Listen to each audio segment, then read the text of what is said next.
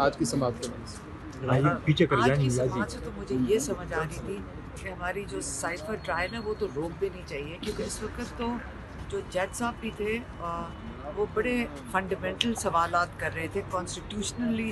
انہوں نے کہا کہ یہ ہماری آئین کی تحفظ کے لیے بڑا ضروری ہے کہ ہم اس کو بہت ڈیٹیل میں اس کو ایگزامن کریں، جو دفعات لگائی گئی ہیں خان صاحب کے اوپر. اور یہ کیونکہ آپ نے ٹریزن کی دفعات ہیں، اس کو احتیاط کرنی چاہیے. لیکن جب ہم جیل میں جاتے ہیں، جو آپ کو پتہ ہے کہ ان کیمرہ ہے، انہوں نے تو یہ بھی کہا تھا اگر فیملی بھی بات کرے گی سائفر کے اوپر تو اس کو بھی ہم جیل میں ڈال دیں گے، میرے خیال میں FIR کاٹ دیں گے.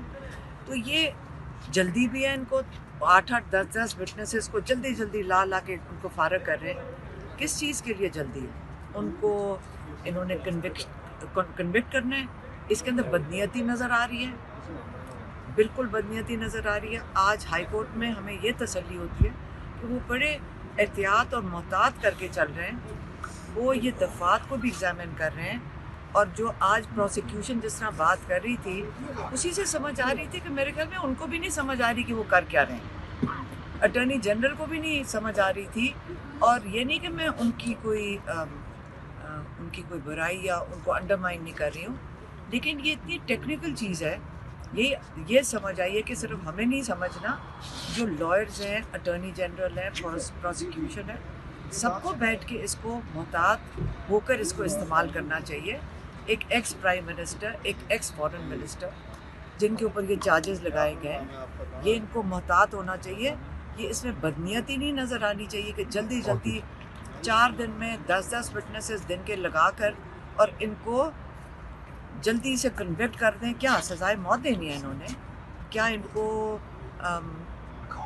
لائف امپریزنمنٹ کرنی ہے؟ جلدی کس چیز کی ہے؟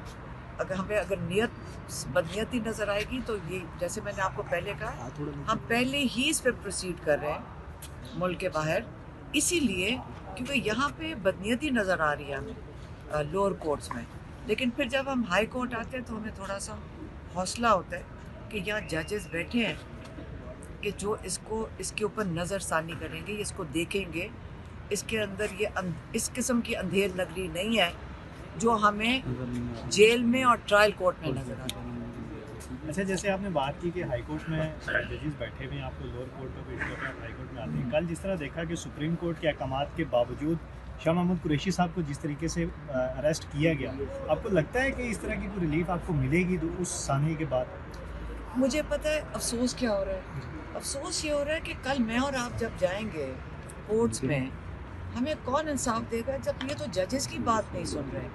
یہ تو لگتا ہے کہ غڈہ گردی ہو رہی ہے. ہمیں تو اپنے لیے فکر کرنی